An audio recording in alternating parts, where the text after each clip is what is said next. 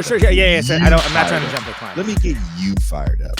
Sounds good. And also, this is the first show of this kind that I've done in about a month because, as you mentioned, I've been touring and doing catalog and stuff like that. So it's looking forward to it. I'm virtually cracking my knuckles and we'll get in the ring of this.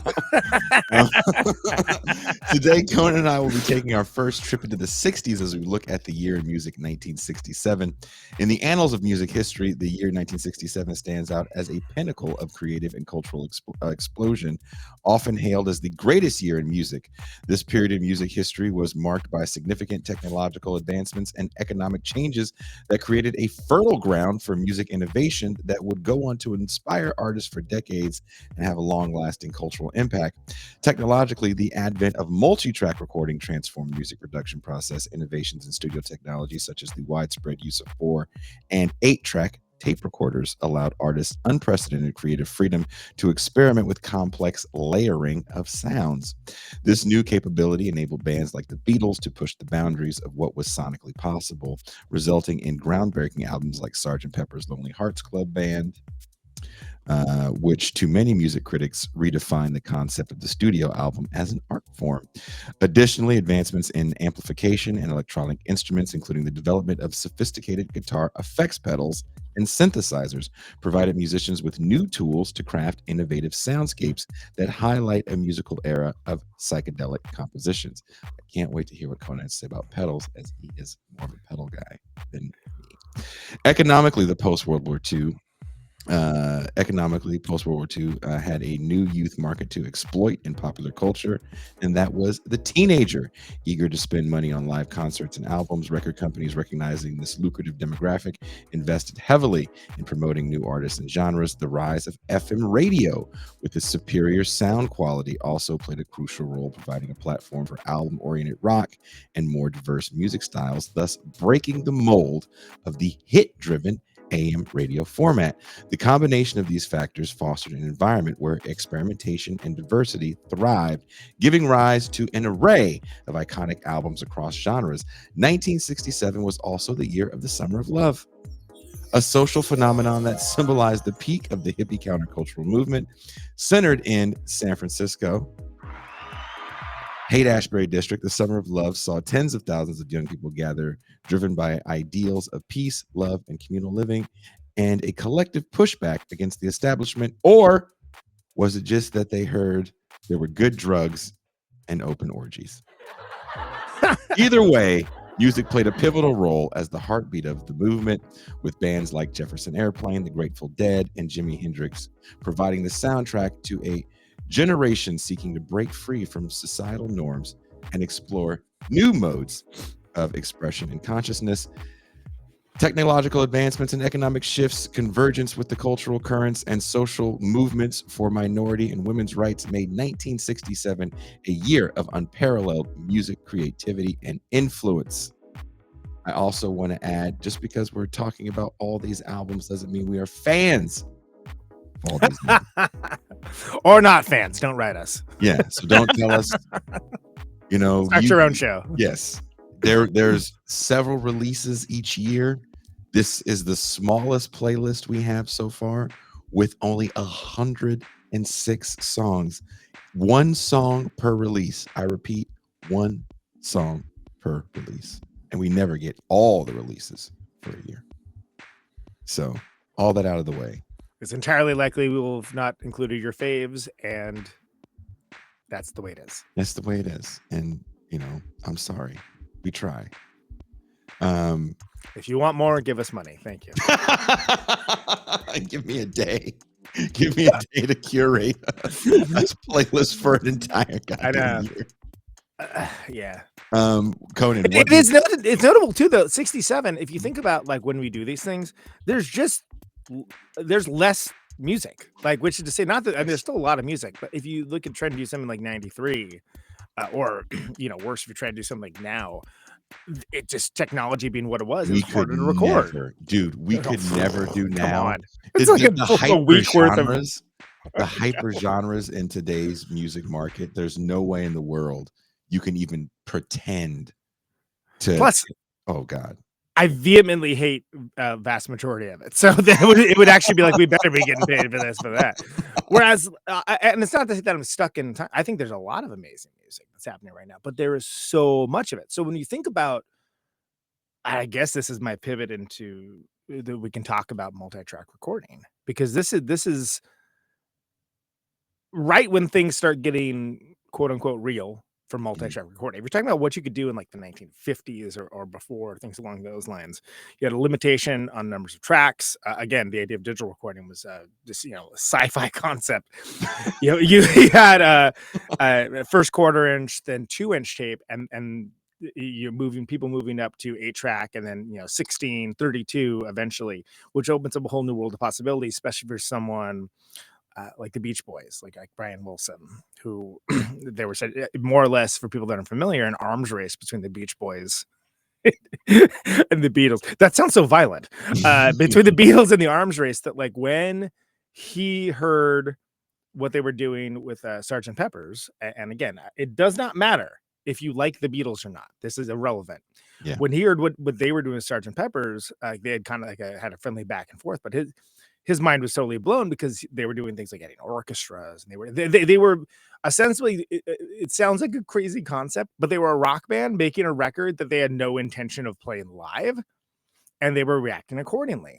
And that was not necessarily new, but on that level, the biggest band in the world was a complete game changer for the entire world. And it wasn't that they hadn't done interesting stuff before, but that's where they really kind of took it to the next level. So Brian Wilson of the Beach Boys, again, was more or less, we'll say, an artistic fringe fella that like was surrounded by harsh pragmatists, like people like Mike Love. More or less drove himself crazy trying to make this record Smile, which was after the historically Pet lauded Sounds. and correctly Pet Sounds. Yeah, which if again, another one, you don't have to like the Beach Boys to appreciate the craft behind what he did with Pet Sounds, where it's like, oh my God, it's breathtaking, right? So these are people that are, but this is new. Like being able to do like recording on this level, that's new. And let's keep in mind, you still have to go to a studio, a big studio. And for some like the Beach Boys that had like hit after hit after hit, they're able to do that. And they're able to like, post up in the studio for like 30 days and, have, there's the orchestra. They're waiting for, the cues for today, so on and so on. And there is actually a box set with Smile that has all of the sessions, or like whatever they recorded. So like, That's and I can insane. tell They you, still have it. The tape didn't deteriorate. somebody like saved it and archived it. And I gotta say, it's really worth listening to at least once. Like it's like once, and you're probably good. But just to hear the different changes and the subtleties, and ironically, another record like that, Stooges Funhouse. They released the Funhouse sessions a couple years ago in the box set, which could talk about Beach Boys versus the Stooges. You couldn't be like more different. But if you're remotely into recording at all, I highly suggest, especially in those bands, checking those out, because it is absolutely fascinating. And this is ground zero. When you think about people making music now, think about someone like a like Lord or something along those lines, right? Who like is oh well, I don't even use instruments. Yeah. When you're talking about making a record on the computer, Billie Eilish. Billie recorded a whole Eilish, another record great. That's a couple- more recent example. Sure, absolutely. That this year specifically is the ground zero of when the possibilities of that come forward, and that is irrelevant of the actual music itself. Which there is a lot of really interesting music, but again, you don't have to like the Beach Boys and you don't have to like the Beatles to acknowledge that it changed recording. flat out. Like recording as we think of more or less started to come to be now, whereas before it was more like the live to 2-track Sun Studios kind of thing, like so, stuff along those lines, and which are now methodologies people go back to as, oh, we want to get a more live immediate sound. Cool, but this is huge for recording this year especially, and changes the entire universe of music, more or less. Is that what makes 67 a great year of music? The advancements in recording alone? And Um, also technology as far as like guitar pedals. I'm sure that's something you want to talk about. I do want to talk about guitar pedals. You're correct, Jason. Thank you. And I am more of a pedal guy than you. But that said, I am not as much of a pedal guy as some people that just go down this rabbit hole of like they're buying stuff constantly. But I am a tone connoisseur, if you will, and a lot of that starts with that like Jimi Hendrix, two records this year, Axis Bold as Love, and the other one, the big one. With fire, is that with fire on it? Let me see. Hold on, give me 1 second. Hold I on, can tell you this right now. comments gonna go nuts. It's because I'm real missing about our Uh, experience, right? Our experience is 67. Access Yeah, Bold Love and Are You Experienced? Yes, yeah. sorry. So with the fuzz pedals, and then the way that like I was just on an episode with the 1001 album complaints guys talking about Mud every Honey, I good boy, saw that. Mud It's Honey, every funny. good boy deserves fudge, and my hit that they pulled for that was that I was saying that band like single handedly made fuzz pedals brutally expensive for an entire generation. Yeah. But the idea that like it was bands like Hendrix, Cream, is another one that like they were all trying to push each other to go beyond like for electric blues and go in different uh, areas with it. Fuzz pedals became a thing. And people Mhm. started using them, and it became something where people would like it would be a secret weapon. It would be a Well, secret weapon. well, let's How talk do they about get their sound? let's talk about what distortion is in this era and before. Kinks. Amplifiers were very loud. If you have an old amplifier from that era, it Right. is much louder than anything today, and you had to turn it to a certain volume to get it to break up. The Kinks talk about cutting the speakers to get a certain distorted sound. So we're trying to mess with sound within the limitations of what we have. So I think the early Fenders don't even have distortion on them, right? There's no Oh no, no, no! You right? just have to crank them up to ungodly at level, and it sounds fantastic. And so this is 67 I'm talking about. Mm. The 64 is all day, all day and all the night Kinks. So 3 years earlier, which is literally like the speakers got like a rip in it. It sounds all messed up. Oh, okay, that sounds Blue pretty good. Cheer is what, 66 too, right? And Blue Cheer, and again, Yeah. so you get Kinks. Mhm. Oh, that sounds cool. What is that? And then you get a band like Blue Cheer, whose entire sound is that, right? And I love Blue Cheer, But to it's be clear, blown but out. Like when you it's listen to it, blown out. It sounds it's not. Yeah.